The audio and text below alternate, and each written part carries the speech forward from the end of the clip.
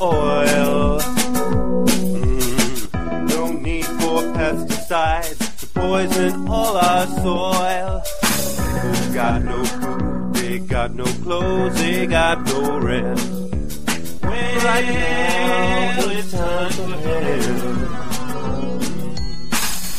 Thank you for taking Time for Hemp. I'm your host, Casper Leitch. You are listening to Time for Hemp all around the world on Tumblr, SoundCloud, iTunes, iHeartRadio.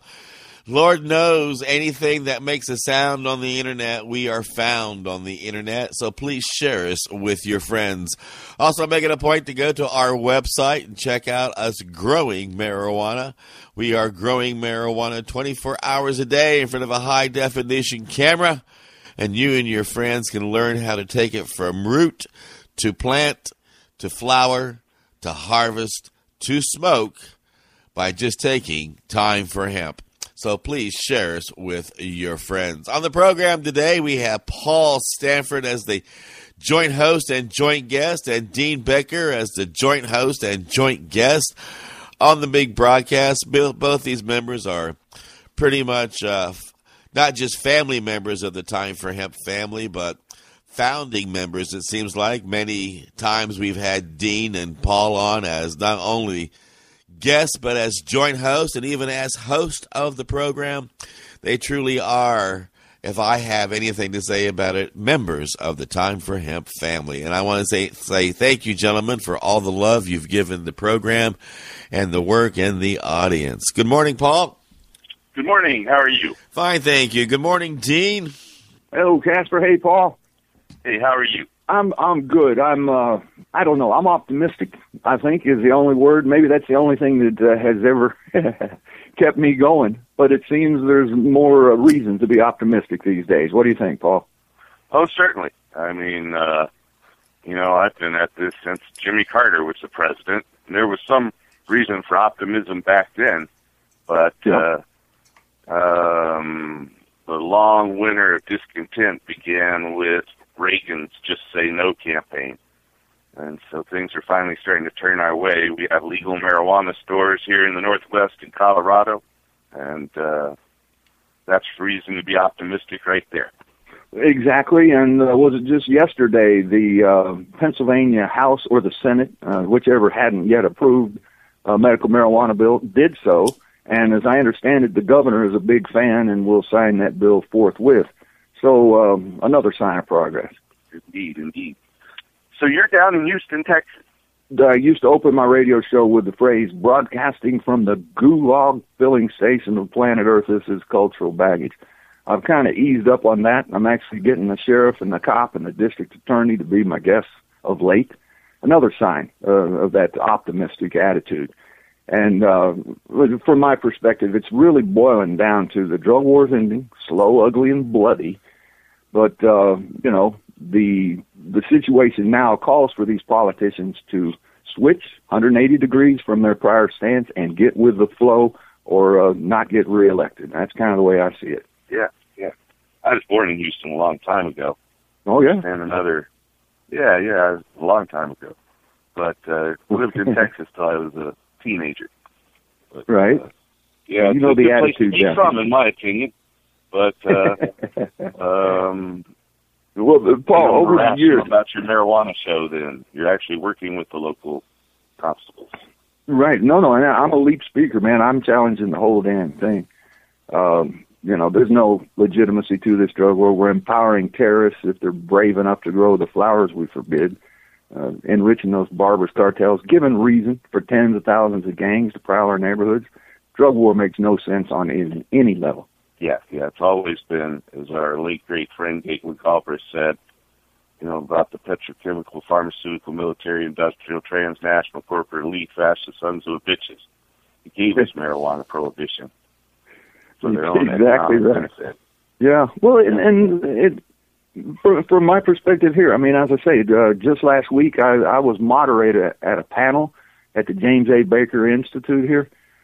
We had the DA, had a former man with 30 years experience in the DEA, supervisor for South Texas, if you will, down to the Mexican border, and Howard Woldridge, Howard, and we had a Texas representative, Gene Wu, there, and they all agreed, drug war's failing, we got to do something about it. The DA wants to change the drug laws, but not all drugs, she said. But she sees the failure of this as well. It's just, who's going to have the courage to stand up and speak the truth about this? Because, it has no legs. It's just crawling along. Yeah, exactly. Well, Paul, tell me what you're doing up there, please. I try to. I was about to say the same thing to you, but I'll tell you mine, that you beat me to the punch. Okay. We do a weekly television show, Casper and I do. I have watching some of that today. THCS medical clinics where we have helped about 250,000 patients across the United States over the past dozen years get their medical marijuana permit, and we're farming cannabis. How sweet. Back before I got in radio, I used to grow some nice stuff in and around Houston here. Best I ever had, it was a plant lasted for 15 months because we had a good winter. The thing was 26 feet tall. It was a beautiful plant. It can grow anywhere, even Texas. Texas is pretty good. Back in an old book compiled by Larry Tallman on the marijuana papers, he had a story in there about red dirt marijuana grown in Texas that was supposed to be mighty fine, at least by 1960 standards. Yeah. But, I remember, back when I was a young teenager, buying my first pound of marijuana in Texas for $110 and selling ounces that were $10. So yeah. Were you since then, though. Oh yeah. Were you not selling lids back then? I don't know. Yep, they were lids. That's what we call them. Yeah. Lids might have a half ounce, might have an ounce and a half. You never knew. It was just kind of a guess somebody threw together for you. But no, the price was amazing back then. And the truth is, once truly legal, grown stuff can be sold for about the same amount in the long run. It's not going to be the top quality indoor crystalline stuff, but for roofers and framers, and we used to smoke a lot of it and keep on working. It's the opportunity, the projections are outrageous. 44 billion, did I hear the other day? They're anticipating here in just a few years. Yeah, I think so. The sky's the limit. I think eventually hemp could completely devastate Houston's economy built on oil as it is. That's what Gatewood was talking about when he gave us that line. It's because of the synthetic subversion of the natural cycle. That's another way Gatewood put it. And that's petrochemicals replacing hemp seed oil and biofuels. And you're right at the heart of that. The oil economy there. So you've been doing your show. Tell our audience here about your show. Well, this is in the middle. When did you first start that? We'll say again? When did you start your radio show? And tell our audience about it. 2001, just after 9/11. The Pacifica was having one of their many in-house revolutions, and I went to a big gathering and just presented the idea. The program director, okay, maybe, but listening was Mr. Ray Hill. I hope you've heard of him. Very influential gay rights activist, and he ran a show back then called The Prison Show, where they would talk about laws, and then the last hour would be family members calling into their relatives behind bars in the Texas jails, because it's still a very popular show in the Texas prisons. But he gave me a little segment. Nobody died. They gave me an every other Saturday at 2 a.m. Nobody died. Eventually I wound up in prime time, drive time. But the point I guess I'm getting at is, back then, there was nobody talking about ending this drug war. I think John Stossel had the one or two shows on TV before that, but doing it on a daily basis pretty soon.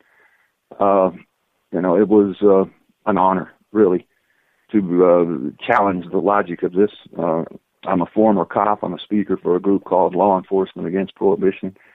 And over the years, I've had well in excess of 100 current and former cops, prosecutors, wardens, etc., come on my show. And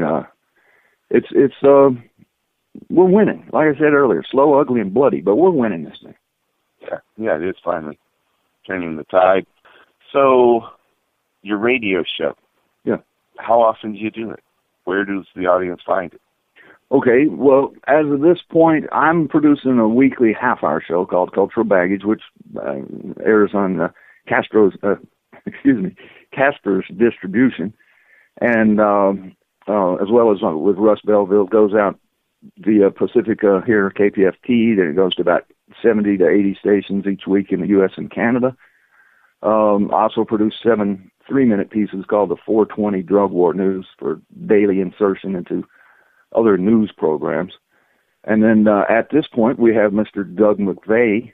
I used to handle this show for about 12 years, but now Doug is handling my other half-hour program, Century of Lies, and it's on dozens of stations, U.S. and Canada as well. And via Casper and Russ Belville gets a lot more distribution. And it's again, just an honor, a privilege to expose this fraud. I think you're aware of this, Paul, that in their own environment, politicians can bluster and moan all they want to if they control the discussion. But in an open, public venue, nobody can defend this drug war, not any aspect of it. And that's the joy of this work these days. Yeah, it is. Well, Paul, I'm curious. You're a man wearing many hats, involved in a lot of things. Give us kind of a summary of what you do these days, what you're hoping to accomplish. Well, I'd like to see petroleum be replaced with hemp as a biofuel. I think that's a mighty large task, and seeing marijuana legalized everywhere, and the truth about marijuana and the science about marijuana become well known. And so, I saw a program on agriculture just the other day, and they talked about how potatoes were cultivated in South America starting 7,000 years ago, and wheat in the Fertile Crescent about 5,000 years ago. They didn't talk about how hemp was actually cultivated starting 12,000 years ago. So there's just this part of our history that's denied to us. And so I think getting that forward would be, getting that well known is what we try to do. What you're doing with your radio show, what we're doing with this one, what we've been trying to do with our television show, really takes education. And so right, and slowly but surely, it's made a difference. We've seen, where we can get that information out to people, we change people's minds. And so that is our goal. And very worthy goal, admirable goal. I look at it this way, Paul, that my goal, my ambition, my hope these days is to expose this fraud so much that, the politicians will have to run from the fray. They cannot defend this. And eventually it will disappear because of the lack of impetus.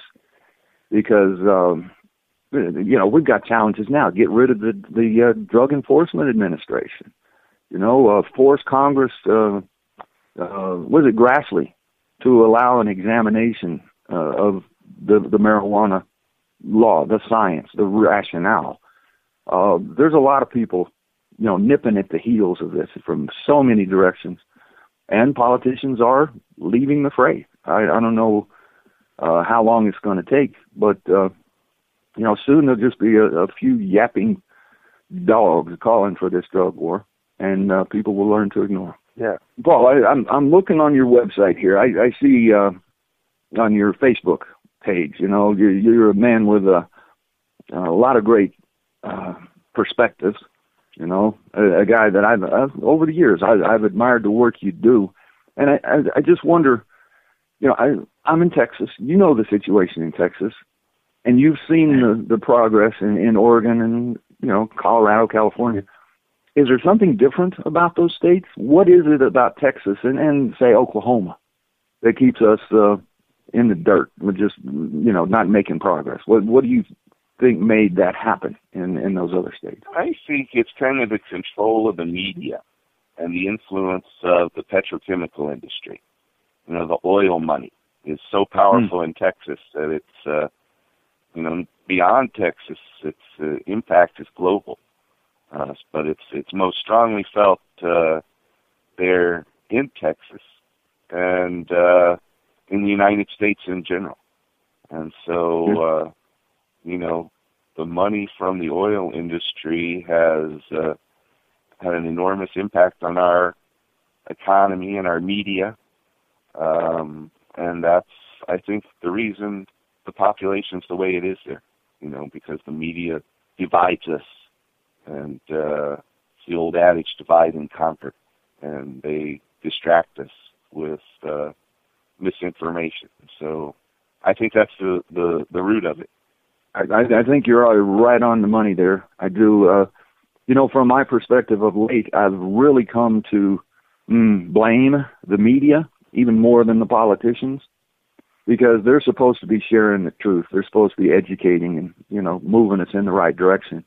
And as you say, here in Texas, it's probably the oil influence on the media that keeps it focused the way it is.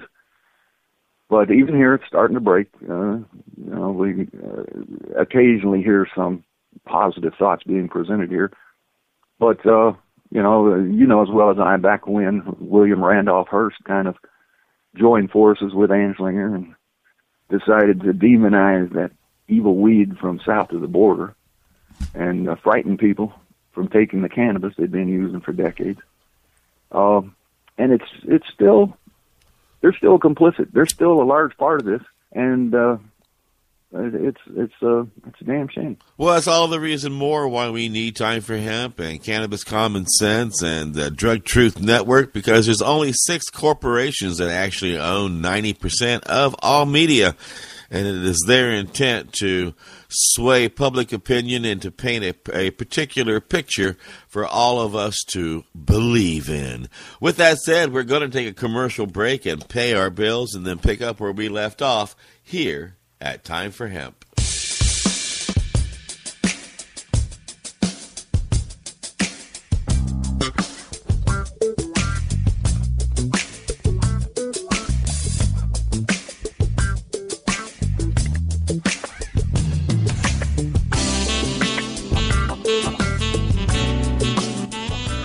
You are listening to the Time for Hemp Global Broadcasting Network.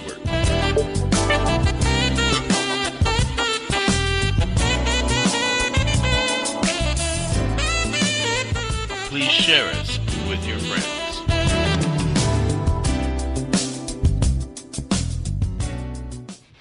Serious Seeds is your source for quality cannabis and sativa seeds. Serious Seeds are the creators of legendary strains like AK-47, Bubblegum, Chronic, Cali Mist, and White Russian. The AK-47 is probably the most awarded strain on the planet. The high THC content of AK-47 makes it the perfect medical strain for patients seeking quick pain relief. Cali Mist is an almost pure sativa. Female medical cannabis patients have reported that this strain helps relieve menstrual cramps. Serious Seeds just acquired another Dutch high-quality seed bank, Magus Genetics. From now on, Serious Seeds can offer you even more award-winning strains. The fine folks at Serious Seeds strive to breed the best cannabis genetics that they can find, so patients can rely on the effectiveness of their medicine. Go to SeriousSeeds.com to grow your medicine.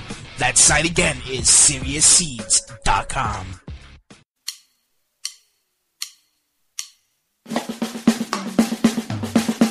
Hey, hey, yeah, yeah. This is the cannabis song. Hey, hey, yeah, yeah. This is the cannabis song. If you know the roots of it, then you will find the truth in it. If you know the roots of it, then you will make good use of it. They have been hiding the truth for so long, trying to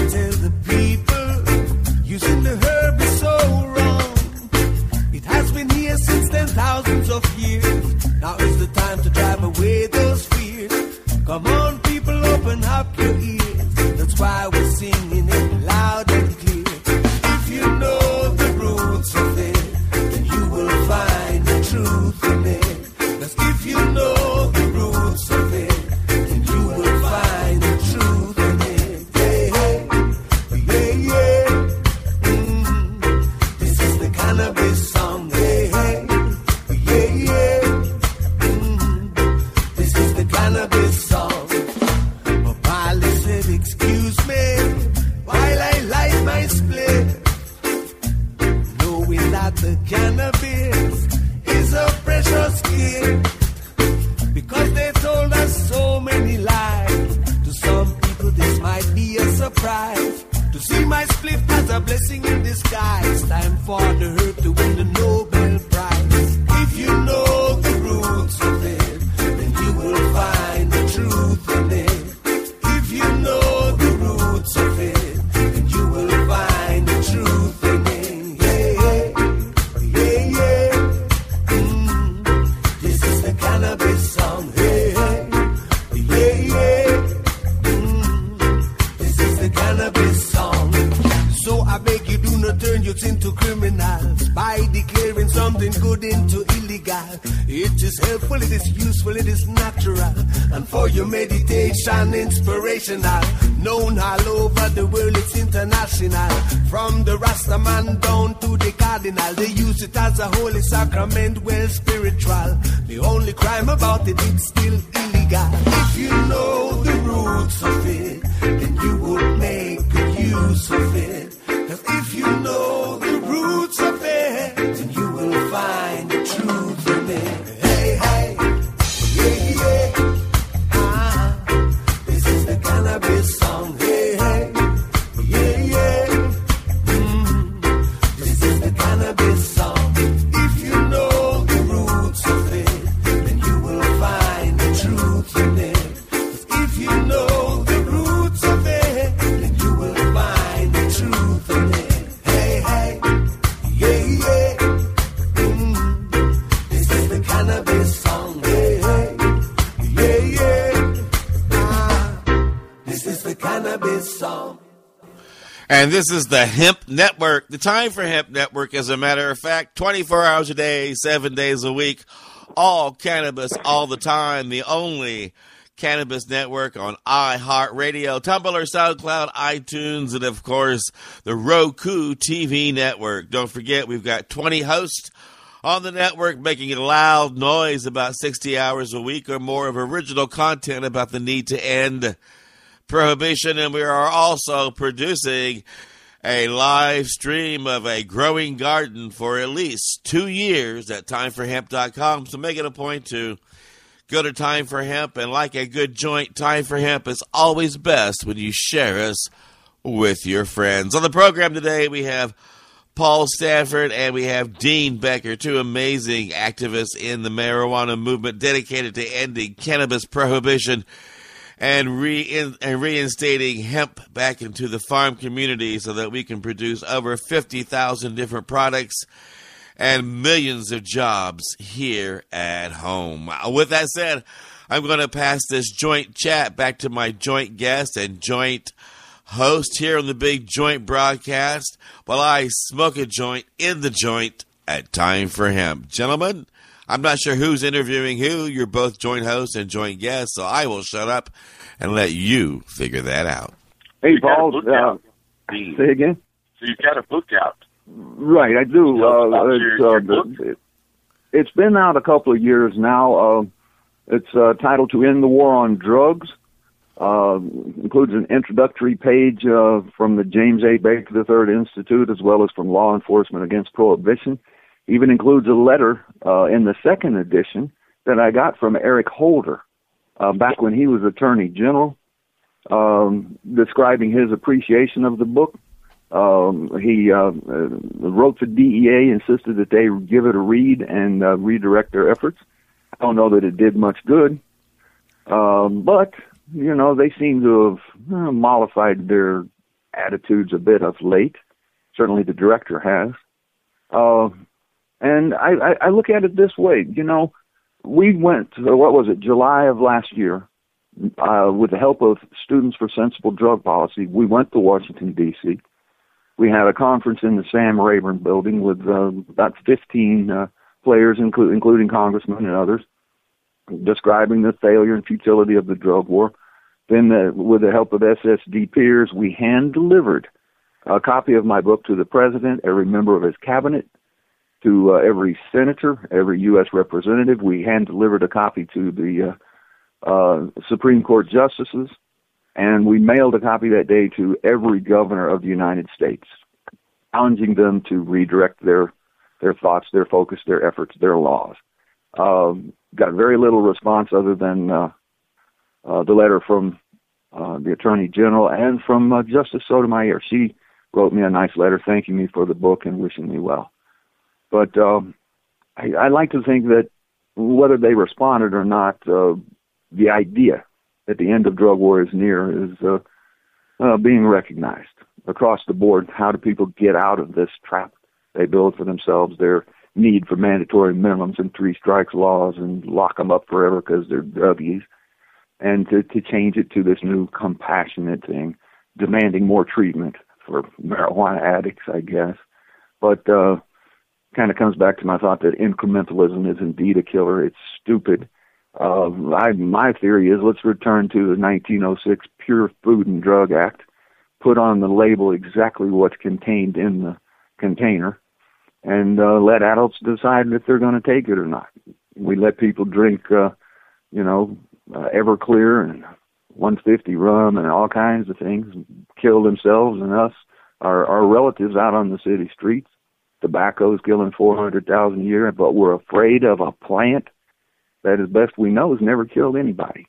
It's, I don't know, akin to witchcraft or some, devious mindset. But it's been, as I told you earlier, 14 years of slow incremental progress, and I might live long enough to see medical marijuana in Texas. I don't know. If the oil companies have their way, maybe not. But, it's all boiling down to we own the moral high ground. It's time to stand up, speak up, and demand a showdown on the logic, the science, the sense of this drug war. Paul, I'm looking again online here on your Facebook page. I see a picture of you hanging with Mr. Willie Nelson and your wife, I think it is. You're holding up a newspaper, says Hemp News. Is that your publication? Yes, it is. It's a newspaper we've been printing periodically, not on a regular schedule, for, about 20 years. I started putting it out in email form on Usenet news groups in 1991. The web and the graphic user interface started in 1994, so it preceded the web, so to speak, that started in 1994. But I've been compiling news articles and putting them out there, I guess, now for 25 years. So we have quite an archive, and you can see more of it at our website, crrh.org/news. Yeah. So I introduced to Willie Nelson by the before-mentioned Gatewood Galbraith back about 1990, and he came to Oregon with a tour of country music superstars called The Highwaymen. And so I hung out with him for a few days here and rolled a lot of joints for him, and then went back to Kentucky, did a big benefit for Gatewood Galbraith for governor, and didn't have contact with him again for a while, but then his crew and he started getting medical marijuana permits through our doctors about 8 years ago. And so I've been able to help him and give him lots of cannabis, for quite a while.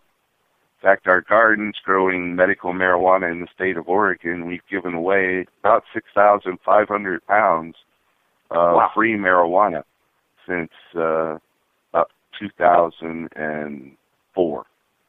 And so Casper is a beneficiary of that, as am I, and is Willie Nelson and his entire road crew. So there's no way we could supply everything that Willie Nelson and his road crew need. But we can well, I can certainly tell the audience that the material that is provided is well grown and cared for. And Paul, you go to the extent to make certain that your plants are handled in a natural way. You don't put hateful fertilizers and nasty solvent on the plants to keep bugs off. I mean, you make certain that they're pesticides free and all that, don't you?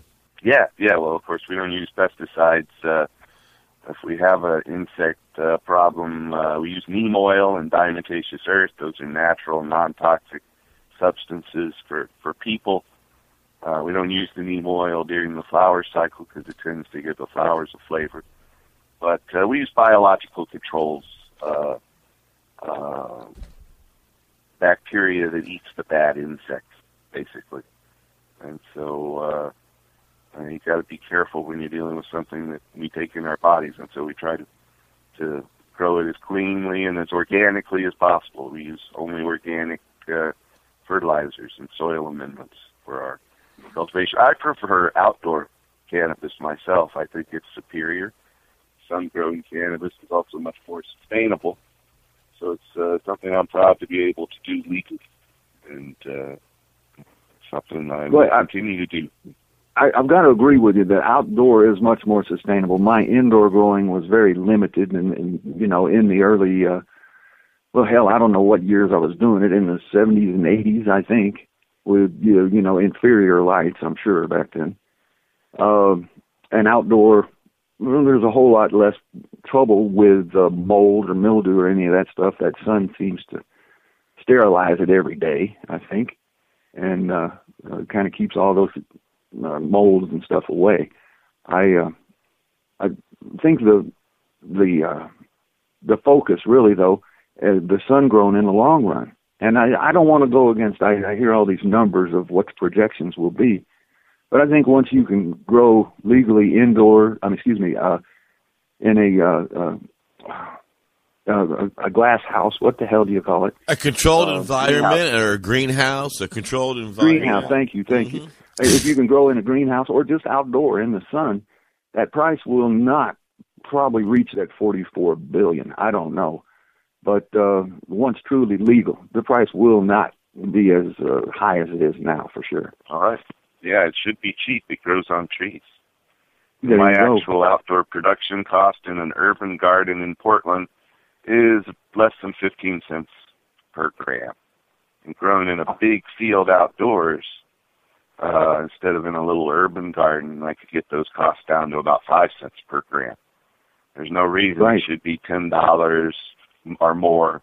Up in Washington, they're actually selling it for $10 for a half a gram for a lot of cannabis. Really? And it has to do with the overregulation and the illegality and the indoor cultivation costs. All of those together conspire to drive up the price of cannabis for consumers. So that's just crazy. Yeah, something that's 5 cents a gram to produce, if it's produced correctly in a big field outdoors. Even indoors, it's less than 50 cents a gram, but it's being sold for, $5, $10, $20 a gram.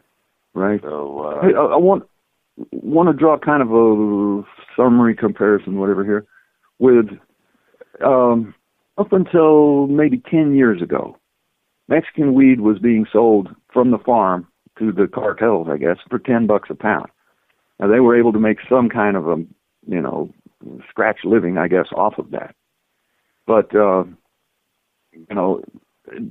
fact of the matter is, it's American values and work, pay, scale, variance, whatever you want to call it, would demand that it be substantially more than that, maybe 20, 40, 50 a pound, I don't know, from the farm to the seller. But if I can grow 1,000 plants on an acre and get $20,000 an acre at $20 a pound, I'd be a happy fella. And I think any farmer in America would. So the price is certainly going to go down. It's akin to the tobacco industry, really. And tobacco farmers have an allotment of land they can grow tobacco on. It's generally 1 or 2 acres. And they farm it and process. That's all they can grow. And a lot of them make more on their 1 or 2 acres of tobacco than they make on their 500 or 1,000 acres of wheat. I think cannabis is the same. However, we shouldn't be treating cannabis like we do tobacco for several reasons. The number one reason, of course, is it's not as addictive and it's not as harmful in terms of cancer causing. In fact, it's just the opposite. It's healthy. Sure. But the main reason is it's also not a fuel crop the way that cannabis. You can grow 300 gallons of fuel or oil per acre. The byproduct of that is you start with 8 tons of seeds. You press that down, you have 6 tons of high-protein hemp seed meal left over and 300 gallons of oil. That's 3 times more productive than any other seed oil crop. And then you also have 25 tons of herd fiber and 5 to 10 tons of bast fiber. So farmers can sell all of it. It draws up subsoil nutrients, and the leaves that fall to the ground and decompose, they enrich the soil. So it has a lot of benefits. So those make it different than tobacco. But currently, we're going from a prohibition environment to a legalization one, slowly and surely. And so there's going to be a lot of changes. And I think when we can grow cannabis again without regard to its THC content, but with regard to its productivity for fuel, fiber, and food, that's going to change the whole world's economic paradigm. And we're going to see a dramatic drop in the use of petroleum. So that's what I mean about devastating Houston's economy when we can do that. Well, I don't want to have it. I got to jump in here because I don't want to have a devastating economy. I've got to pay my bills, and we're going to come back in about 2 minutes here on the big broadcast at Time for Hemp.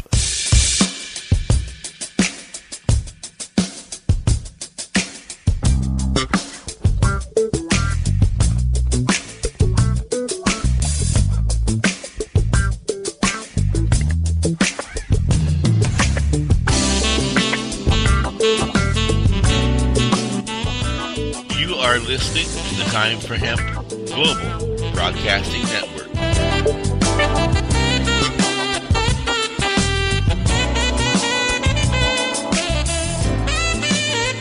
Please share us with your friends.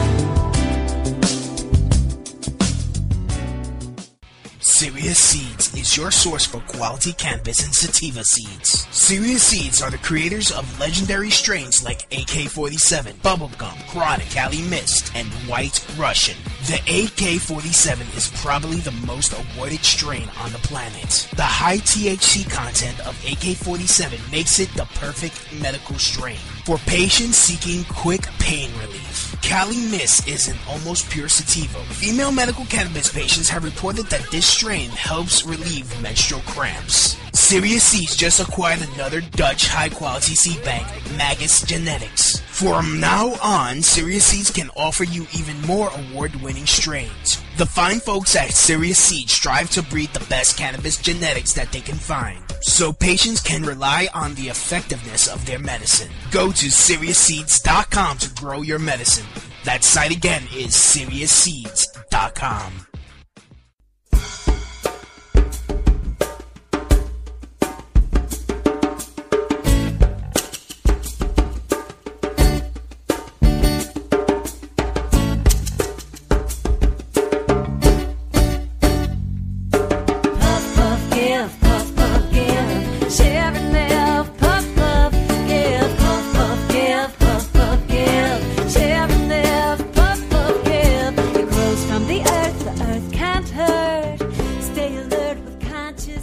Thank you for taking time for Hemp. I am your host, Casper Leitch. You are listening to the big broadcast here on timeforhemp.com.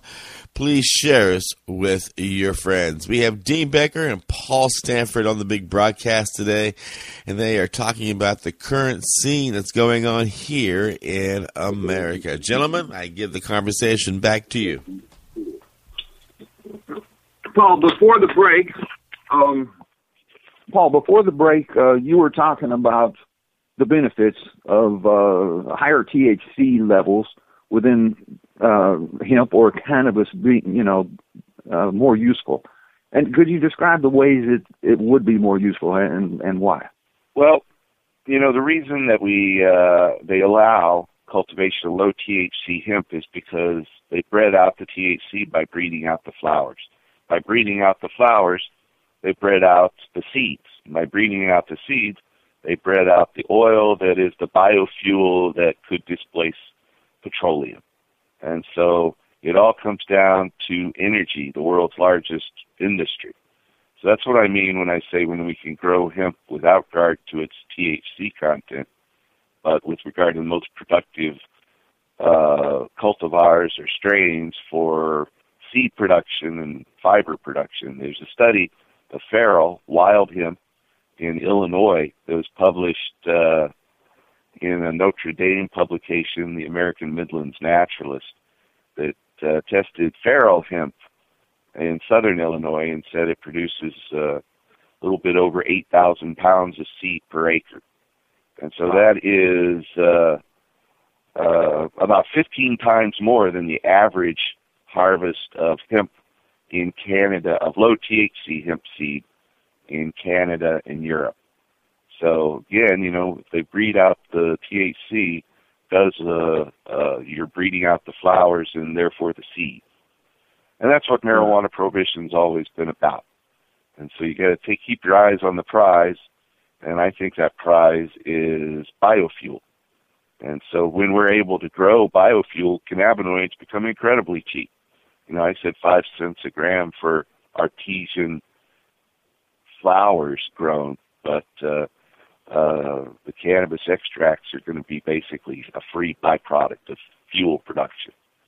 And so we just got to educate people about those realities. And there's a lot of people who don't want that information to get out there. And so right.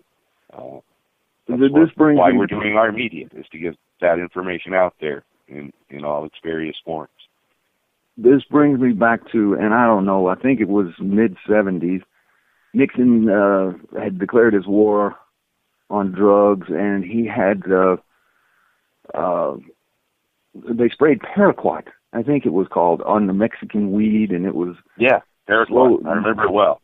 When I went to a Washington, D.C. smoke-in 1978, back when Jimmy Carter was president, we were saying pot, not paraquat, was one of our chants. And what happens when people smoke pot that's been, paraquat's an herbicide that's used by anti-drug forces to kill a marijuana crop. And so when the Mexican farmers harvested that cannabis and sold it, people who smoked it would die because their lungs would die. And so paraquat's an awful thing. Yeah. Well, I remember back about that time. He was also stopping the flow of traffic across the border, as I recall. Where Houston had no weed that we could find. And this friend of mine had the idea, let's go to Kansas and get some hemp.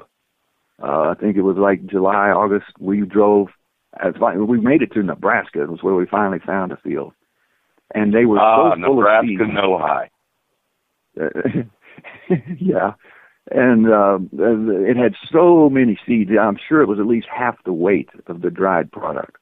And it kind of underscores what you're saying, that if left to alone long enough to grow seeds, then it's an incredible amount of seeds that a plant can grow.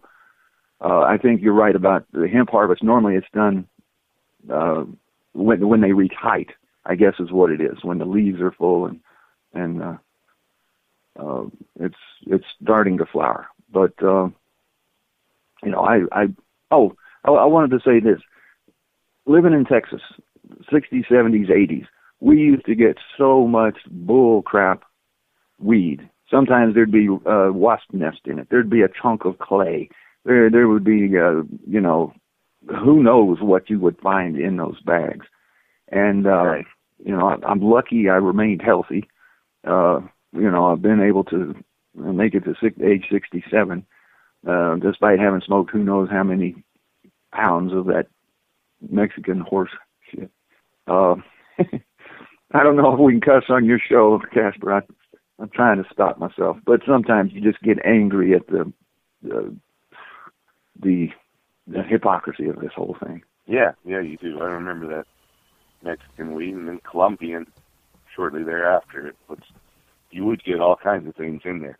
But the best was half seed, So the thing is, if you're harvesting 8,000 pounds of seeds per acre, that means there's 8,000 pounds of residual flowers left over. And so a lot of those are higher in CBD, which blocks, the high, the THC, which kind of explains why Nebraska No High had no high. But, this brings to mind something that's got me curious. I'll just put it that way. And that is, Paul, I hear that, the Stanley brothers came up with their rendition of high CBD oil, and others have their own, Haley's Hope and different ones that are purported to be the best or among the best. But then I also hear people say that if you use the right hemp, that it can produce sufficient amounts of CBD to be effective as well. What is the perspective, the ratio, the understanding there, Paul? Well, it's a complex issue. A lot of it has to do with the genetics of the plant. So there's various genetic varieties. It's been cultivated now for at least 12,000 years, maybe twice that, since our ancestors found it and began the process we know as agriculture. And so let's make a comparison of something else that's been domesticated.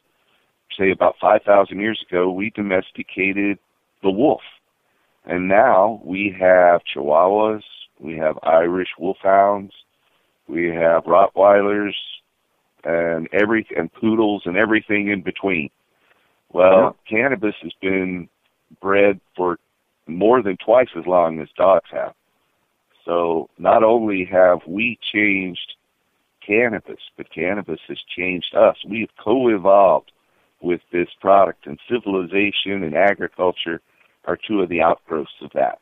And it could well have a lot to do with the domestication of livestock as well, because if horses and cattle could have some hemp to eat, it's a lot more attractive to go hang out with the humans than it is to go forage on your own at that point, even regarding the trade-off of control and all of that.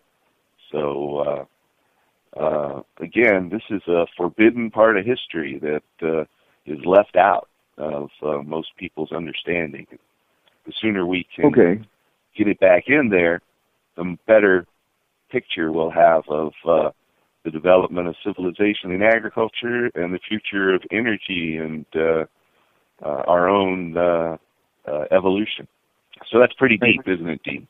It is, but still didn't get the answer. Because I hear a lot of folks are scamming people with ineffective CBD oil. Yeah, they're giving them hemp seed oil that doesn't even have any CBD in it. So there are a lot of scams going on with that right now. Okay, that's what I was thinking, but hearing it from you, I feel more certain. Okay. They're taking hemp seed oil, which is high in, linoleic acid, or the GLA, are the essential fatty acids we need for our body's health. And it's high in that, but it doesn't have any CBD or THC or any of those. But they can sell it and lie about it, and unfortunately, there are too many people that have fallen prey to those lies. Right. If I might bring forward something here, a couple of points that I'm going to do in the next month. One is, April 15 through 16, 17, Patients Out of Time's having that conference there in Baltimore. And I just made arrangements. I'm going to go report on that. Then on the 16th through the 19th, Drug Policy Alliance is having a conference in New York in advance of the UNGAS, the UN re-examination of the world's drug laws. And I'll be there reporting on that as well. And I guess what I'm wanting to say is that, Paul, you've been doing this longer than I have, maybe by 5 or 10 years, but we both, in essence, committed our lives to helping people understand and change their perspectives. And the folks out there listening, You know the truth. You've heard the truth. It's time to stand and speak that truth. It's time to be a part of making this change happen, to get on the right side of this issue. Because, like I said earlier, this drug war is ending slow, ugly, and bloody. Let's help expedite the demise of this goddamn monster. Well, it's also time to wrap up the show, so it's also time to give out a shout-out to our favorite URLs and groups and organizations. And we'll start with Dean first. Well, Casper, again, I appreciate the opportunity to speak to your audience. Paul, great talking with you. And I just urge folks to please go to drugtruth.net. There's more than 7,000 of my radio shows available there. Paul, I did one season of a television program by myself, basically wore me out. But you can also reach those there. And in general, folks, like I said, just do your part. It's ending. Let's expedite. And Paul? CRRH.org. That's CRRH.org. And I want to remind people again that we are a team of people here dedicated to ending prohibition. You can find lots of great programming free to download in all the archives. We've also got cartoons that you might enjoy. And, of course, I've said a couple of times, we are growing cannabis live in front of high-definition cameras. And it would be nice if you shared that with your friends. And also, if you can, get involved in an organization in your neck of the woods trying to help end prohibition. And if that doesn't seem to be your cup of tea, at least get involved in doing something productive so that when you finally do pass away, you'll be glad that you woke up each and every day. With that said, don't forget the next time you hear me, you'll know that it's time for hemp. Oil. No need for pesticides to poison all our soil. Who's got no food, they got no clothes, they got no rest. Right now it's time for hemp. It turns out that police officials are increasingly ignoring violent crimes, and they are using all of their resources to arrest and prosecute people who have possession of marijuana. And there are significant incentives to do so. All right, so the Huffington Post actually did a really great report on this, and they lay out all of the different ways that police departments, local police departments, profit from arresting and prosecuting people who have possession of marijuana. So the first thing is that they get federal anti-drug grants, okay? And the way a police department is able to get those grants is if they can show that they have made a significant amount of arrests for marijuana and drug possession. All right, and this is a competitive thing. It's not like all police departments get it. You get this grant if you can show that you have arrested enough people. All right, first of all, instantly, look at the incentive structure that they give you, right? Like, right or wrong, it's a real problem in your local community. It's not a problem in your local community. Who cares? You only get the money if you do our bidding, which is to arrest as many people for smoking marijuana, selling marijuana, et cetera, as possible. So, gee, I wonder why we got all these people locked up in jail, because they're literally getting paid to lock them up, and as much as possible. And then second of all, if you incentivize them to do that, obviously they're going to do that instead of other things. Of course. Look, they're going to use all of their time and resources to arrest people when they know that arresting those individuals is going to mean that they're going to bring in money for doing so. So here's another example. When they suspect that someone might have possession of drugs, they can do something known as asset forfeiture. Okay, so for example, police can legally seize property from people merely suspected of drug crimes, and they can basically get a hold of the cash, and that cash goes back to the police department. It doesn't go back to the person who's arrested. When it comes to non-cash property, it's auctioned off, and that money goes back to the police department. So, look, if you got raped or you got seriously assaulted and you lost an eye, etc., there's no profit in it for the cops. I mean, hopefully they'll get to it, right? But if you had a little bit of marijuana or cocaine or whatever in your Mercedes, hey, they got a Mercedes and they get money from the federal government. Well, I wonder which one they're going to put more effort into. Right, exactly. Look, there was a case of a woman in Chicago who was literally beaten to the point where she suffered a concussion. She woke up the following morning, and she went to the police. The police didn't care, so she went and did her own investigation to find out who the attackers were. Then she went to the police and said, look, here are the attackers, the names of these people, where they live, please arrest them, arrest them. Finally, after bugging them, the Chicago police decided, all right, fine, we'll arrest these guys, but stop bitching about it. Yeah, stop complaining that you were beaten unconscious. Look, it didn't involve drugs. Why would we care? Right, exactly. In fact, what she should have done instead of all that is, they beat me near death, plus I saw them smoking a joint. Then the cops would be like, okay, we jump in. Exactly. Got to get those federal anti-drug grants. All right, and then the last way that these police departments make money is that drug dealers are forced to reimburse the police departments for the resources that they spent to arrest and prosecute. Mm-hmm. And that's only with drug-related crimes. You're right. So again, if somebody came into your house, they attacked your kids, they robbed you of your precious possessions, well, since they don't have to pay it back to the cops, we'll get to it when we get to it, right? But you got a little bit of marijuana, let's make some money. You think this doesn't pervert how people, how those police departments react to these different crimes? You're crazy if you don't think that. Of course they respond to financial incentives. And this is an increasing issue because if you look at the statistics, if you look at 1981 to 1995, there were a total of 33,775 marijuana arrests. However, between 1996 to 2010, there were more than 500,000 marijuana arrests. Gee, 500,000. Gee, I wonder if it had an effect. I can't quite tell.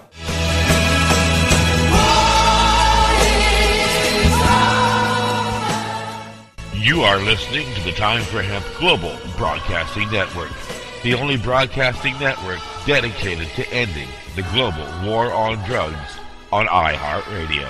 Please share us with your friends.